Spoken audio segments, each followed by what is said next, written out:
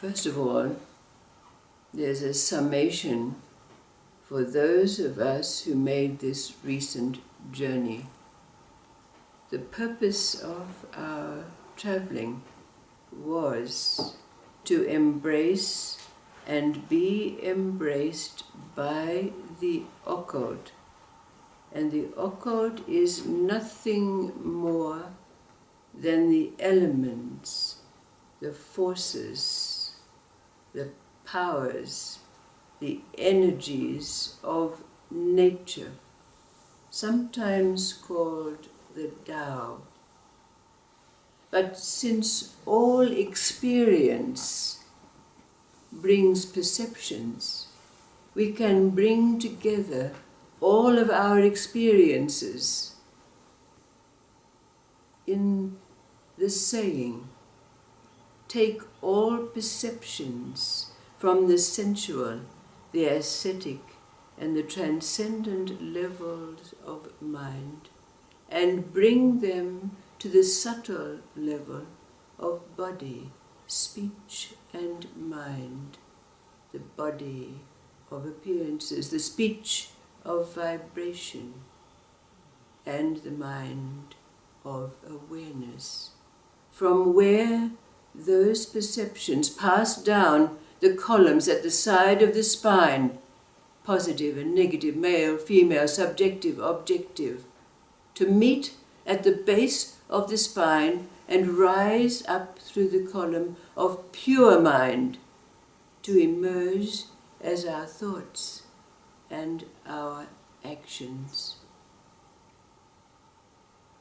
Then there are three little anecdotes which perhaps put it together for us. First is that anecdote about the great avatar, so-called, Ramakrishna. There was a time when Ramakrishna immersed himself, was embraced by and embraced all of the major religions, totally and completely absorbing himself in each one. And besides this, there was a time when he went into the women's quarters. He dressed as a woman, acted like a woman, embraced and was embraced by the feminine. And the second is a story about Mulla Nasruddin.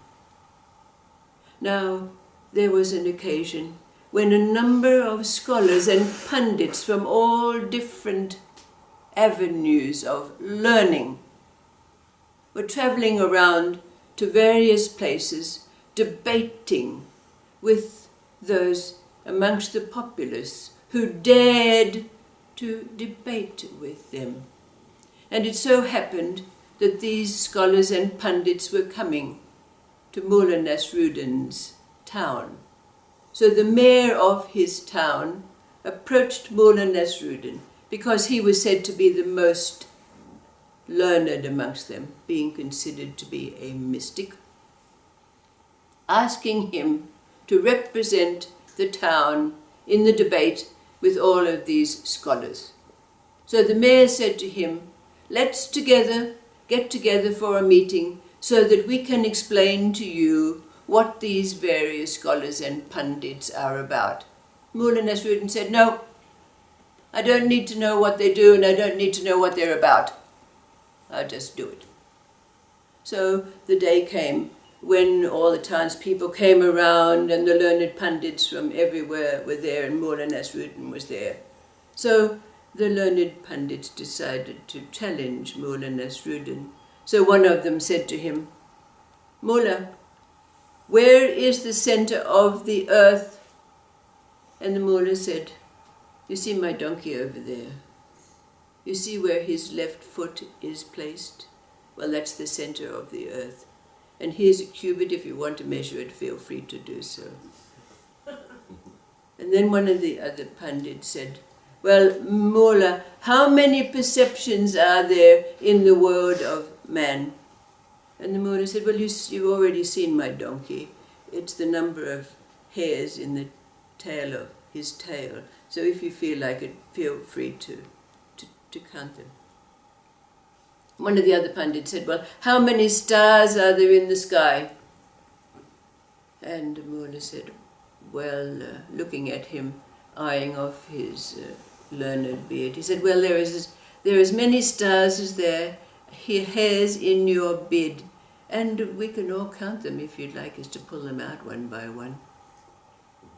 So all of those pundits, all of those learned ones from different persuasions, went over and had a little confabulation together. And they came to a consensus, and they picked a representative to go to the Mulla, to beg the Mulla, please, could they become his students.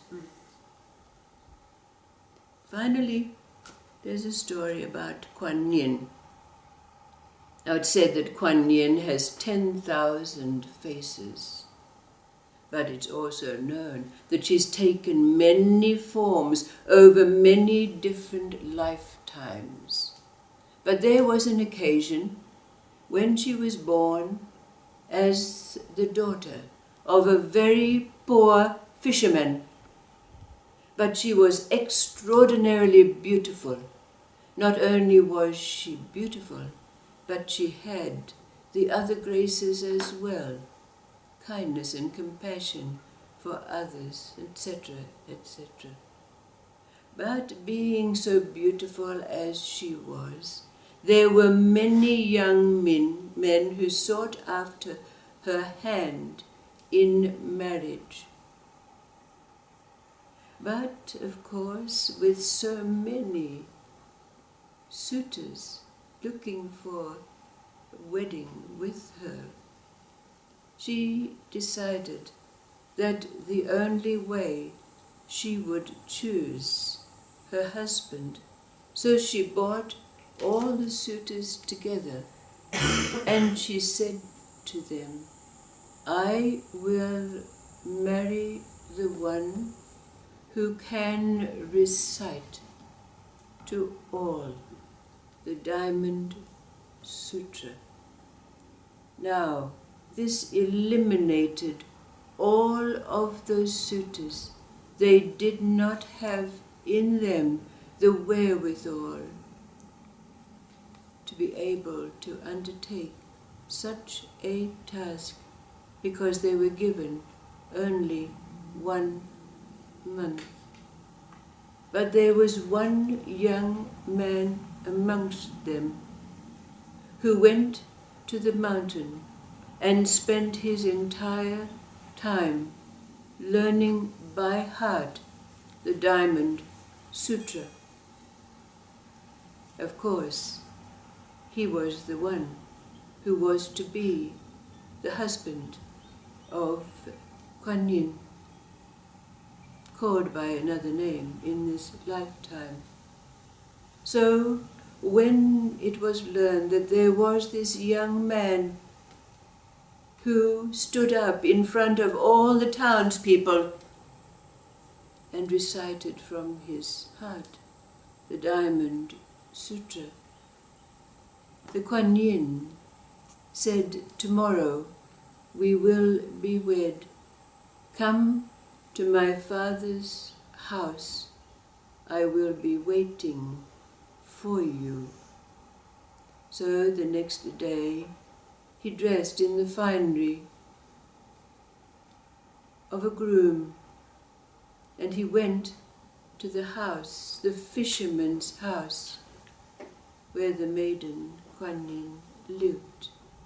When he came to the door, Quan Yin's father came and admitted him and pointed him to a doorway which led to the chamber, the bedroom of the then Quan Yin. But when the young man entered the door into the room was empty.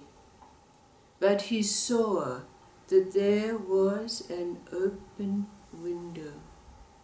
So when he went to the window, he saw outside the marks of footsteps and realized they were the footprints of the then Quan Yin. He followed those footprints, and those footprints brought him to the edge of the ocean. And there he found the slippers of the then Quan Yin. And he knew within his heart and in his being who Quan Yin was, what she represented, and he walked into the ocean.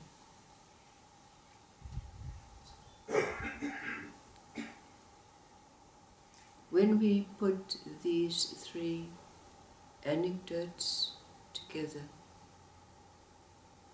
and we have, because of where we find ourselves, we no longer need to bring the perceptions of life from the earthly levels, but we take them in at that level of the subtle level of mind, so called, from that state called Satchitananda, where all three levels come together and meet. And since these anecdotes and stories constitute perception, and we take it down the columns of our spine, purified by our spiritual path, burning up our karma, doing good works, and so forth. When they meet at the base of the spine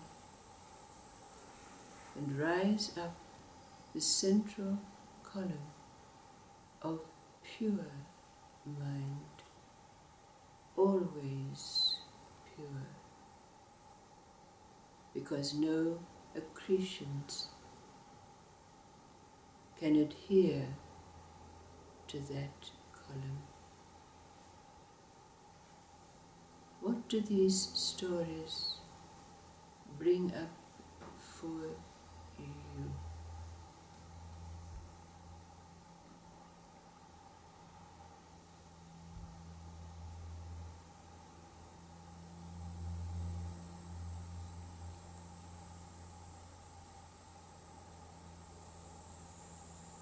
Perceptions,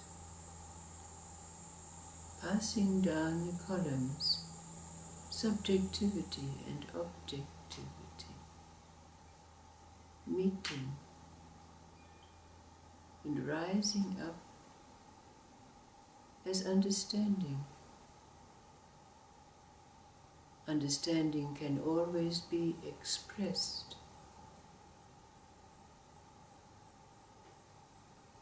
What do these stories bring for you?